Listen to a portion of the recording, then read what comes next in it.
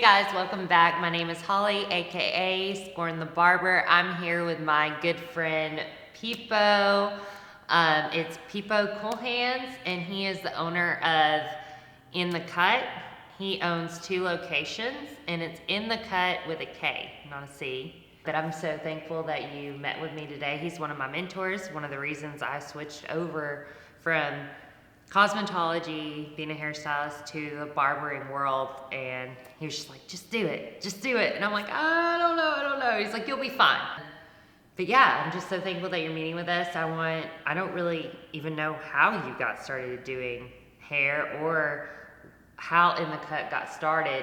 So I'm really going into this interview blindsided. So let's just go back to like the beginning. When did you start doing hair? Man, I started doing hair when I was 15, and it really just turned into a hobby more than anything because I really got tired of getting messed up, and I've always drawn and colored and liked to do stuff with my hands, and I just said I might as well just start cutting my own hair, and so I started cutting my own hair, and friends started noticing over time and started asking me, who cut your hair? I said, I did it myself. And then they were like, well, shake me up one day. And from then on, it's just gotten to this, really. That's crazy. Mm-hmm. 15 years old. Like, what was I doing at 15? Definitely not that. Not being an entrepreneur at 15. I was eating Lunchables and just waiting for the next basketball There's nothing game. wrong with Lunchables. Yeah, we had a little bit of an adult Lunchable for this. We loved it. Because It was awesome. I know if you're like me, you probably didn't even eat lunch today. No, I didn't. And then you realize that by the end, you're like, oh fuck, I need to eat something. Yeah. That's so awesome. And so how did In The Kut get started? In The Kut, man.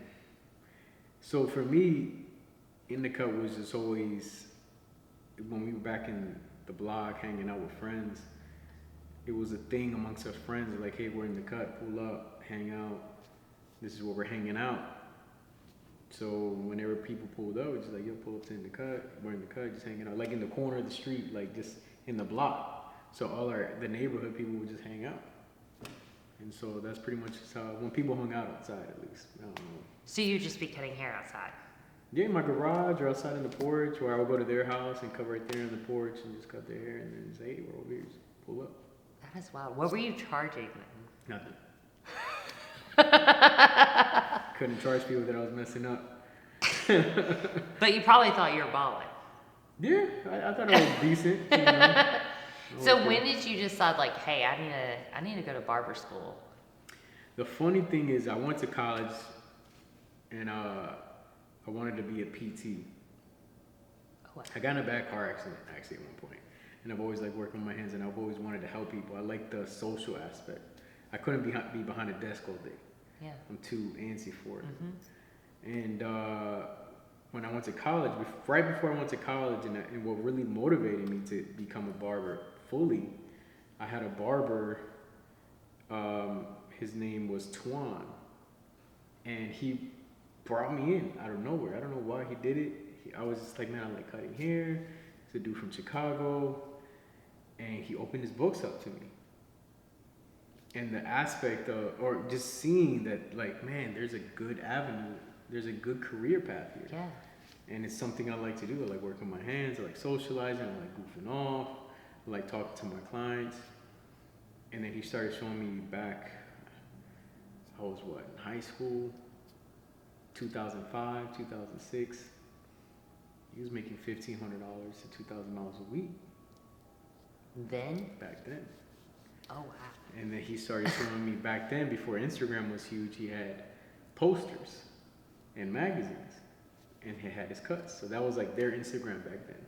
Like, oh, these are my posters, or this is my, yeah. He can do this. And I was paying back then for a haircut from him $30 to $35 a cut. And this was? 2005. Whoa. Mm-hmm. And I mean, he was nice. He was nice.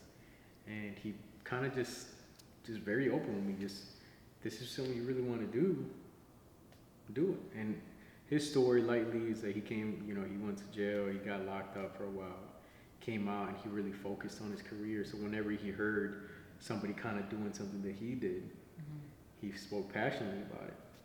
And I'm just kind of happy he did that for me, and that's really what motivated me more than anything to really be like, well, I can take this serious. Wow. And then, obviously, I listened to my parents.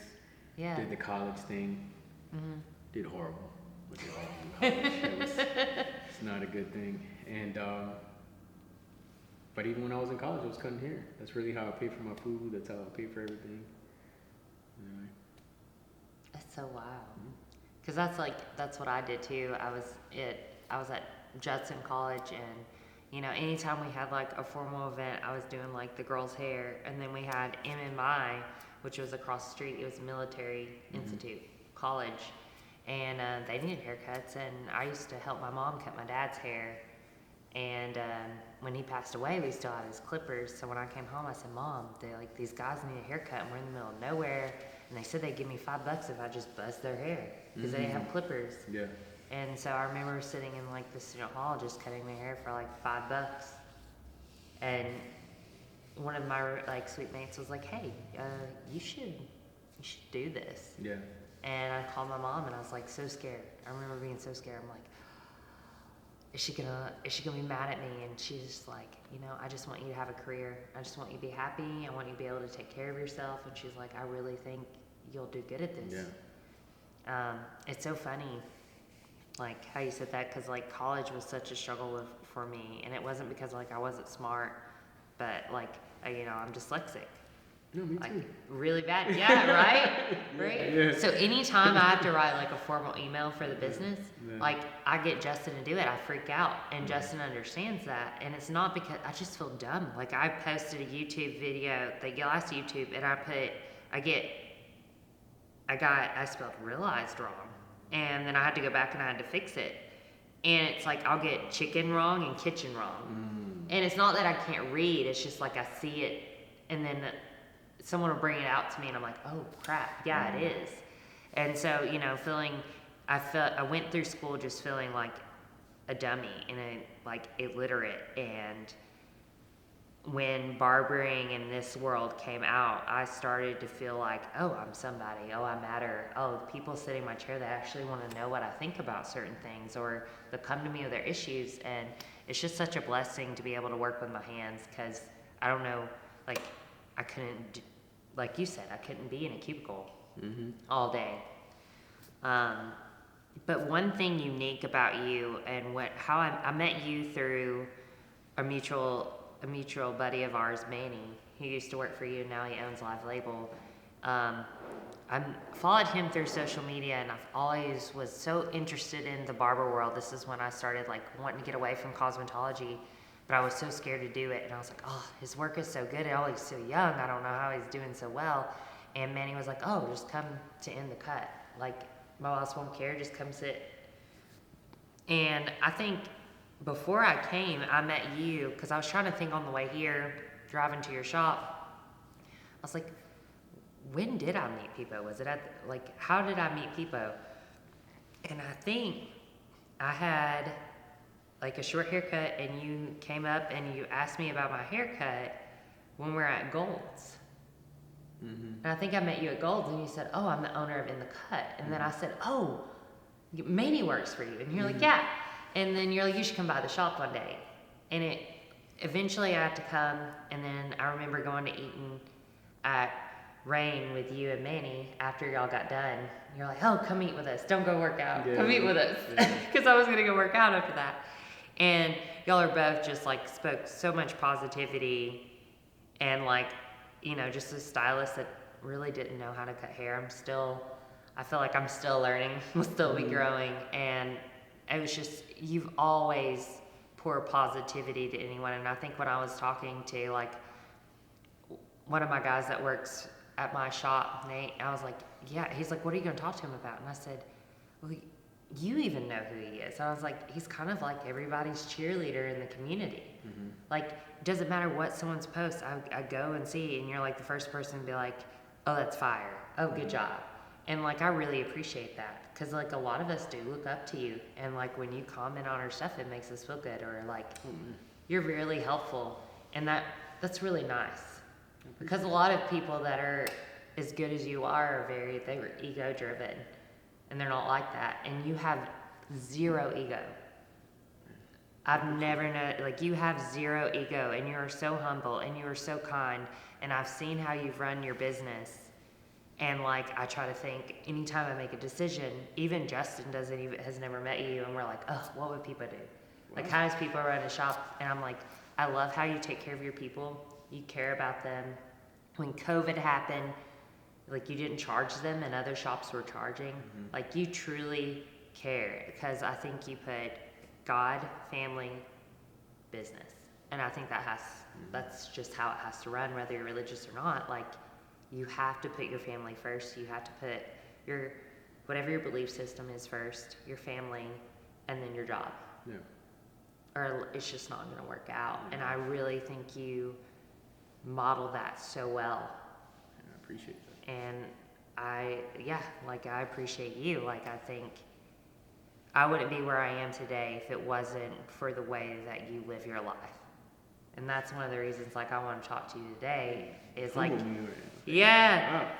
And I think you've impacted so many other people. That's like why, you know, when people come to my shop, like students, we've had a few students come by and they're like, they're telling me, I'm like, okay, what kind of haircuts do you want to do? And I'm like, what is your goal? What gets you excited about it? And a lot of them will say, well, like, I like designs. I like this. And anytime they say that, or I'm like, oh, you got to go to Pipo.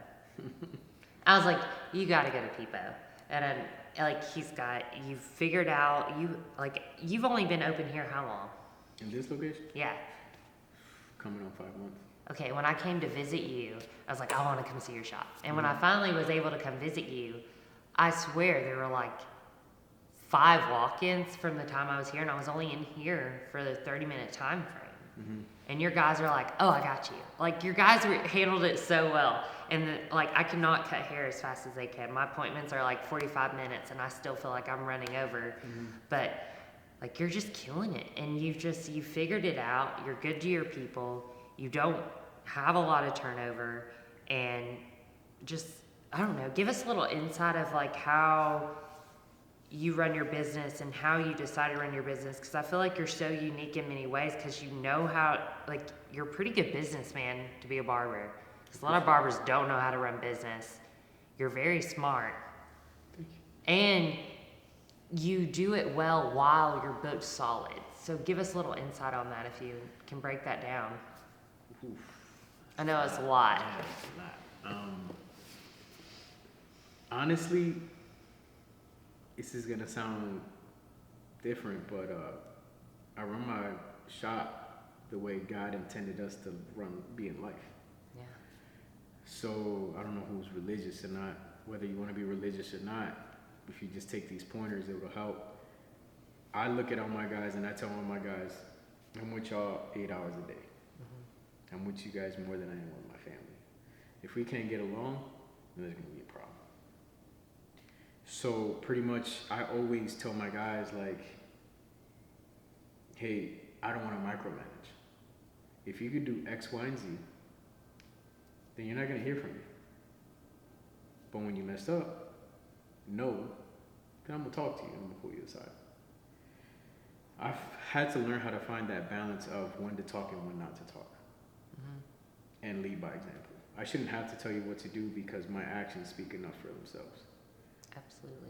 For instance, if I'm a shop owner and I expect my guys to say hello to clients and I don't say hello to clients, I can't tell them to say hello to clients.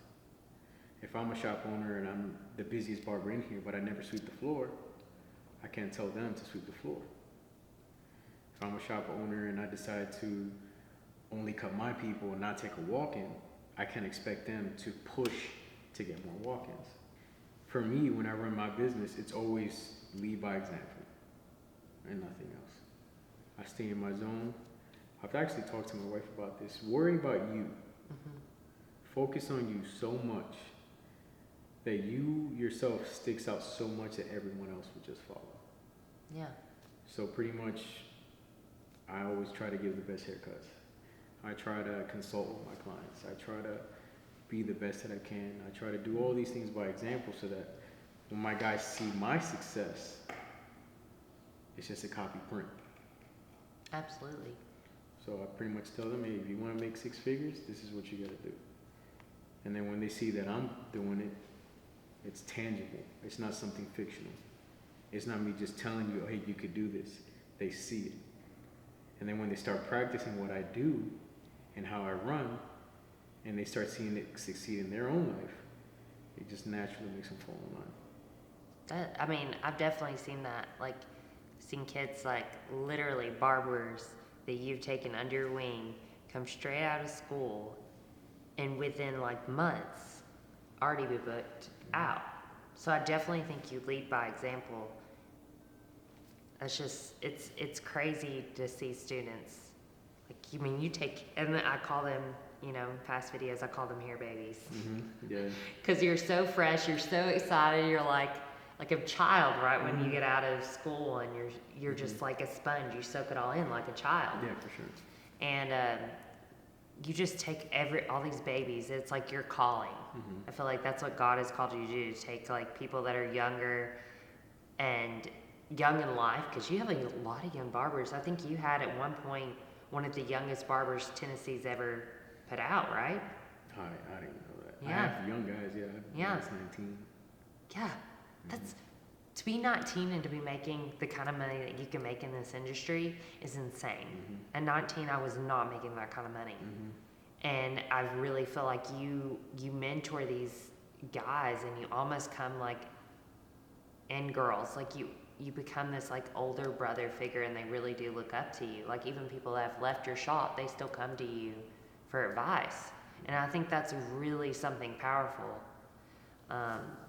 And another thing is, like, when you know, you've had a couple of people leave and open their own thing, and it's like, you've been there, like, Tony opened his own little shop, like a solo, and he posted a video, and you're helping put together a barber chair. Like, you're more than a boss, you're a mentor, you're a friend, and you truly care about this industry and the people in it. And I just think that's so unique about you, and there's not many people like you. And I want everyone here to realize that, like, this man, he's so humble and he won't say it, but like, that was so moving to me, you seeing, like, you being there with Tony. And I think that's helped me. Like, you know, we've had a few, like, we had, you know, Chris left and opened his own place, and when he left, we were so excited for him. And to me, it was like, I think you said something to me, it's like, if they leave me to open their own place, like, that makes me excited. Like, I don't remember what you said exactly, but I was like, yeah, I get that. Like, when that happened, I was like, go you just moved here, and you felt confident enough to go open your own place, and you felt comfortable enough to come to me to tell me about it. That made me feel good. And if it wouldn't have been for you, I don't think that transition would have been as smoothly, because I feel like in our culture, they want, like, in the past, and I don't know if you've worked for other shops, but there's just been that competition and that jealousy, and like, oh, you just started, you don't need to be opening, like, here are you to think this. But it's like, no, why are we being like that? So one thing that, like, I commend and I've noticed about you is that, like, you want your barbers to grow. So I guess the big question is, like, there's a lot of barbers out there that, like, you know, they can be kind of upset when a barber's like ready to grow, open their own thing, or move to another shop. That it's almost like we take it as, like, in the community, it's been taken as like almost like an insult when they leave.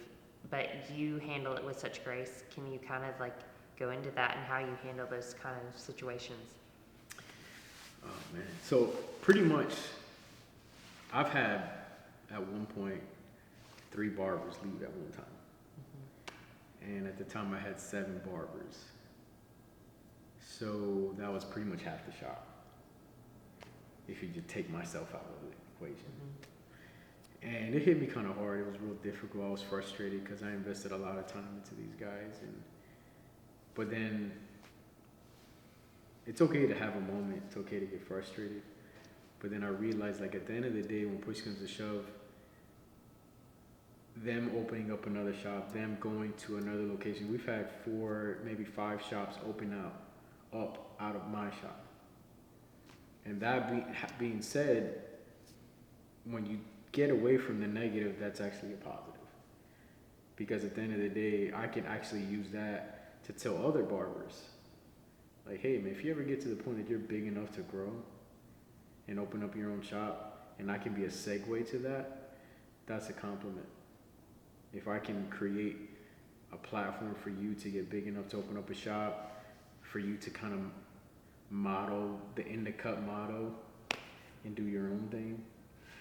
So for me, at first, it took a lot of frustration. It took a lot out of me, but I'm proud of them. Like, at the end of the day, that's part of the business, part of the risk. Like, when you teach somebody, you give them everything you got, and they take it to do their own thing, you can't get mad at them. And if anything, that's actually kind of changed a little bit of my business model.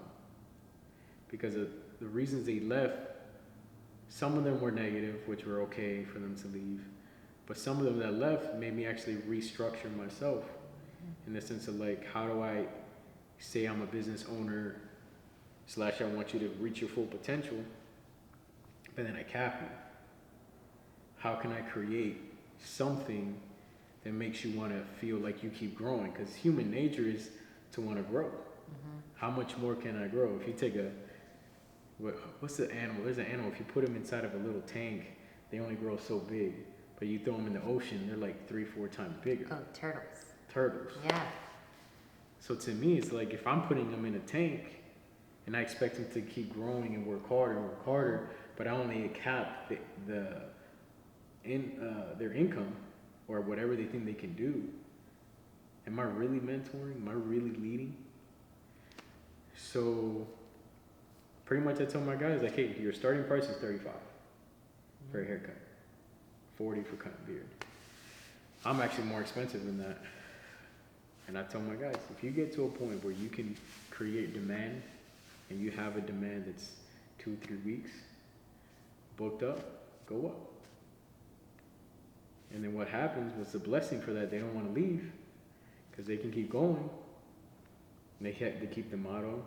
And the clients don't want to pay that. When I have a new guy come in, they go to the new guy. And everyone wins. So I had to restructure my ego.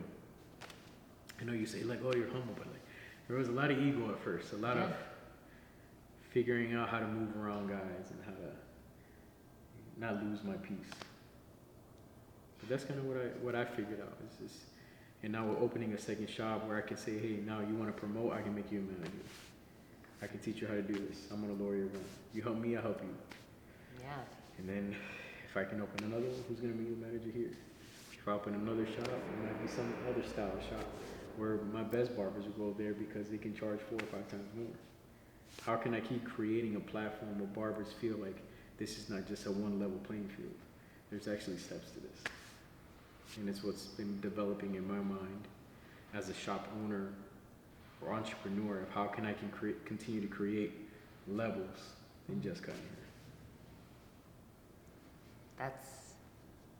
That's powerful. That's amazing.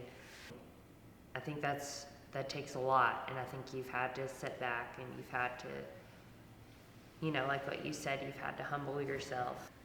I just commend that because I think, you know, being in a shop with that a heavily male population industry, there are a lot of egos and there are a lot of, like, testosterone and just like, you know, like, I think that's every man, they feel like they have to be, like, on top. And I think you handle it so well, and being able to step back and look at yourself when people have left and be like, okay, yeah, like what you said, there were some negatives and there were some positives, but even the negatives you took with grace, and you're like, okay, I see what you're saying. I'm going to go back and I'm going to redraw a print and start over. And I just think that's such good advice for everyone here, whether you're a barber or whatever you're doing. Like, be able to take criticism restructure it. Don't see it as like you didn't take it personal. Mm-hmm. And that's hard to do in this industry. And don't get me wrong, it was a little personal. Yeah. I'm not gonna sit here and pretend that I'm like some kind of hero with a cape, because I'm not. I mean, I got frustrated, I get annoyed, Yeah. And the biggest thing for shop owners that I can tell anyone, bite your tongue before you speak. Because a lot of the times, the influence of your feelings will come out with the wrong words. So a lot of the times, I've learned, I've had a shop for almost 10 years now, that the best time to speak is after I've thought about it for at least an hour. At least. I usually give myself a day to a week. And I've learned that by watching my guys, for instance, I have a gentleman in my shop it's happened countless times, and you'll learn this being a shop owner. I'm sure you've already seen it, where you see, man, this guy's been doing this or girl, so many times for the past so many times, and I keep telling them. So what I've learned is, instead of sounding nagging, I let them mess up for like 2-3 weeks. And I watch them, and I build up that calculation, and then I finally call them. I was like, hey man, you got a second to talk? I let it just kind of give me the right space. And then I'll tell them, hey, I noticed that you've been doing this kind of often the past couple of weeks. What's going on? Give them the question with a sense of direction. And when they actually talk back to me, they're like, well, I mean, it's just been blah, blah, blah, blah. Or even if it's more like forceful, like, well, I feel like I can do this and I can do that. And I was like, well, that's cool, I get that, but at the end of the day, I bring it back to the business. If you're not coming in on time, you're missing walk-ins, you're not fully booked. And the reason you're not coming in on time is because you're not booked. You know, and I don't want you to forget that, because you've only been here a few months or a year. And for you to continue to establish that clientele, you have to be consistent. And discipline and consistency is the only way you succeed in barbering. And if you want to be that 6-figure barber, I already told you in the beginning that I'm going to hold you accountable. Just the same way you'll hold me accountable is keeping all the lights, making sure there's toilet paper in the bathroom, making sure the shop's clean. So I'm going to do the same thing for you. But the difference is, you're not paying me. I'm helping you get there. You are your own key to success. And I'm only here to help you get there. And usually when I tell them that, you're right, my bad. I'm only hurting myself. And they kind of pop back into line. You approach that so well. That's usually, I'm not saying it's like that all the time. But you said you've been, like, how long has In The Kut been open? We'll be 10 years this October. So 9 years and some change. So it's taken time and years. And you're also a dad. And you're about to have baby number 2. Number 2. You've got a beautiful wife. Gorgeous wife. How, owning 2 shops, how do you balance, you know, spending time with your wife? Because, like, literally, I have driven by Lee Highway, like, when, you know, I was still working out at Gold's after I would get done cutting hair. And I would literally see you in the corner still cutting hair. And it'd be almost like 8:30 p.m. On Lee Highway, close to Shallowford. Not this Lee Highway. But how do you balance all that? Like, how do you work life, family? Yeah, how do you do that? How can you get that balance? Because I feel like the culture in barbering, it's like a lot of times it's been like, come in super early, cram in as much haircuts as you can, don't really take any time off. It's a lot of grind, and that's been the past. And I still feel like you do a lot of grind, but like, how do you balance your family? Like, what advice can you give us all of, like, how do you balance and still grind? Yeah, so for me, when I grinded, I was chasing the dollar, not knowing my value. Now it's flipped. I know my value, then I get $1. Meaning that my family's my value. My life is my value. My peace is valuable. My time is valuable.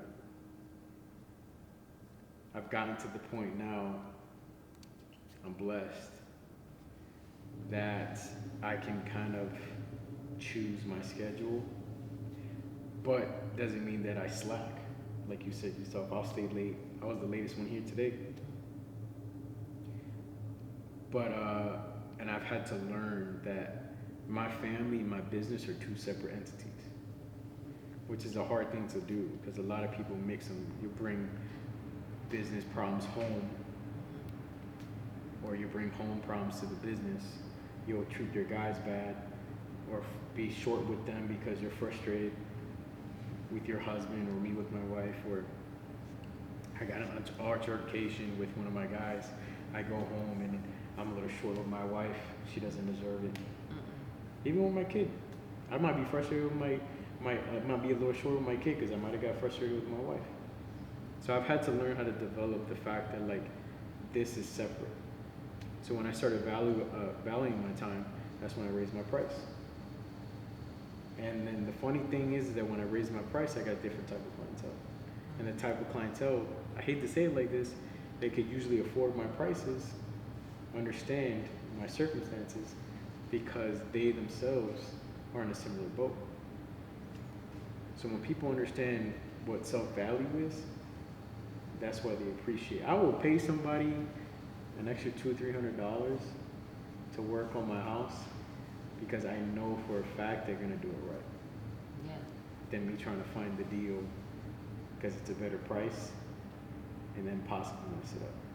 The state of peace of mind is more valuable to me.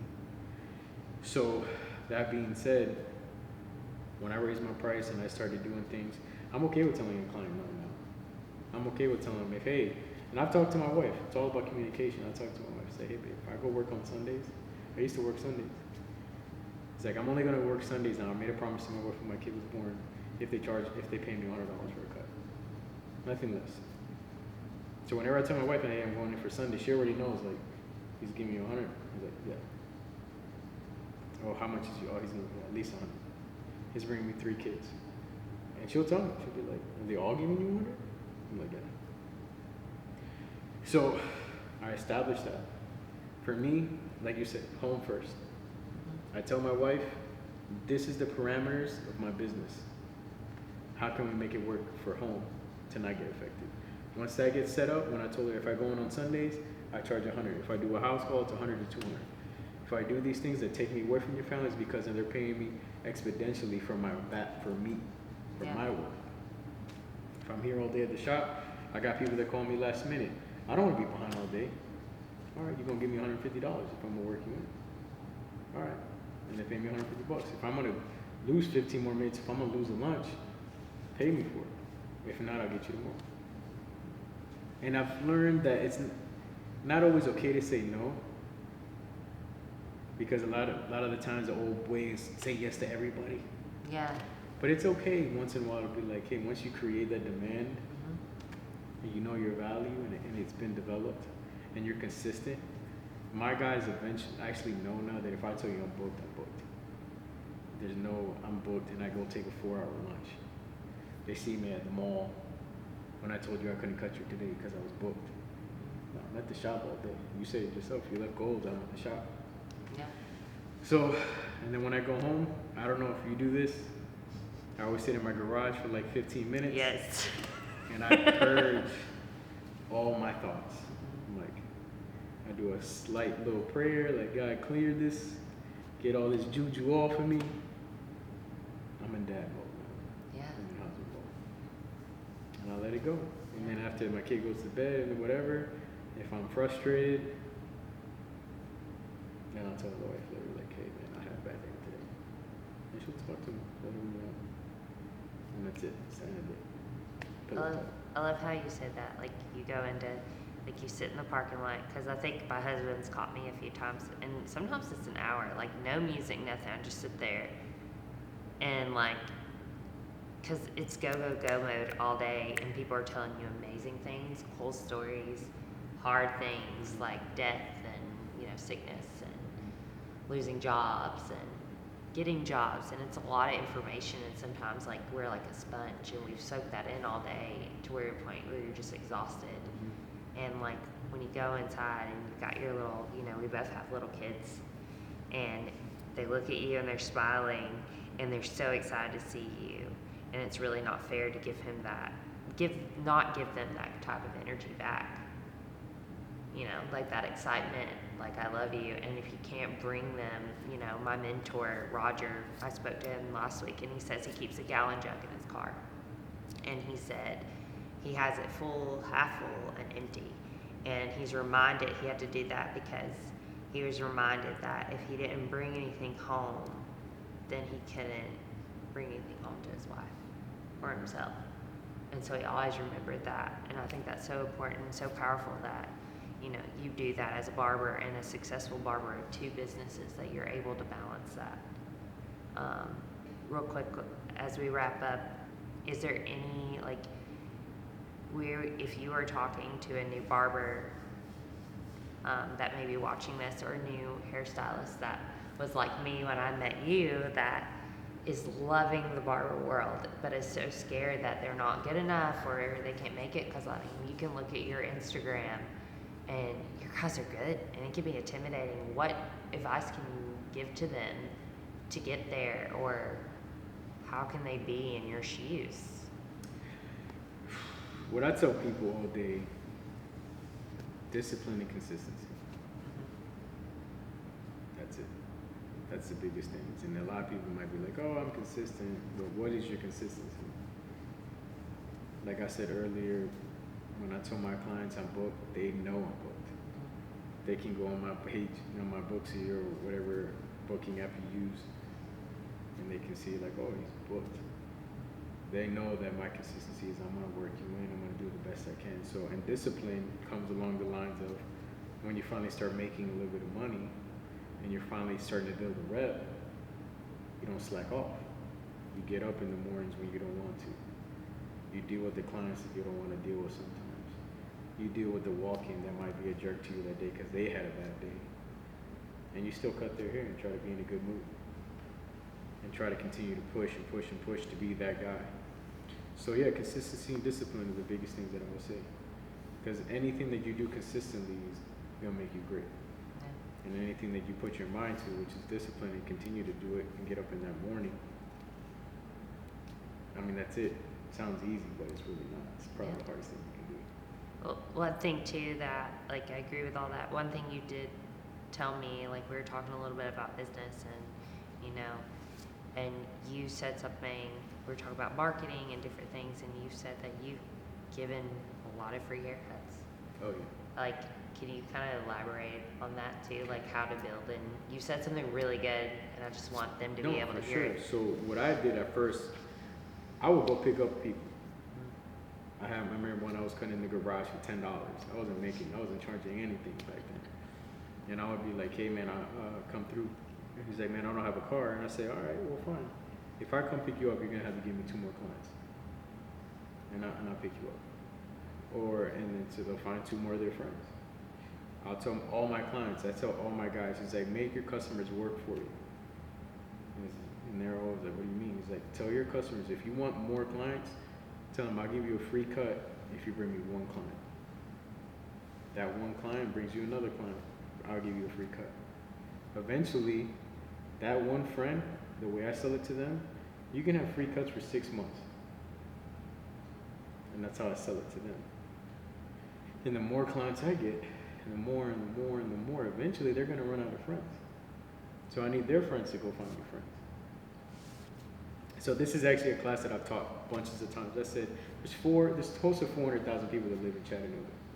Even if there's 1,000 barbers, we still couldn't cut all of Chattanooga. This is so true. So it's like, why am I gonna, it's like, there's enough people out here for us to get, to eat. Now, refine your clientele, build your clientele, figure out what you want, and push toward that direction. And that's how I always tell, like, hey, even today, like, I'll be like, bro, bring me 2 people, I'll get a free cut. I'm still doing it. I'm still 2-3 weeks booked. I'll still take a walk in. I'll still do what I gotta do, because at the end of the day, if I get sick for 2 weeks, I hate to say it like this, if I broke my leg today and I was out of the shop for 2 months, my clients are gonna go to other barbers. Yeah. Well, it happened to me. Like, broke my wrist, had a baby. I've, I've had to rebuild a little bit, and you know, that's okay. Like, even Ashley down the road has gotten a few of mine, and I'm sure you've gotten a few of mine. Like, I get it. It's conveniency. It's nothing, you can't take it personally. No. And like you said, like, I'm sure you get it. Chattanooga, if you're not from here, it's the South is growing pretty heavily because it's cheap to live here. It's a pretty cool town to live in. There's a lot to do, and we get 5 to 6 people a day trying to come in that are not from here, and it's just wild. Like, it's growing. Like you're saying, how many people are in Chattanooga? It's growing by the day, and there's not enough barbers to fill that. Yeah. So there is plenty to go around. If you put in the work, you'll do well. I just want to thank you so much for meeting with us, taking the time after a long day's work. When we came in, this man was still cutting hair, still hustling, and then did an interview with us. But I want to let you get home to your beautiful wife, who is pregnant and probably really, really misses you. But thank you so much for just being an inspiration to me, always pouring kindness into me, always taking the time to give me advice, and just pouring good energy into me and this community. We really do appreciate you. Oh, man, thank you. We appreciate you. Yeah. Thank you for all this. I appreciate you for having me on here. Thank you so much. And it's Pipocoolhands, owner of In The Kut. Please give them a follow. They're amazing. They're awesome people. If you ever want to come learn, like, you can literally walk in the doors and say, hey, I'm here to learn, and they will welcome you with open arms. They are just, he's got an amazing team. They're just really cool and really welcoming, and I promise you'll feel at home. But we'll see you next Wednesday. Like, subscribe, share. Bye.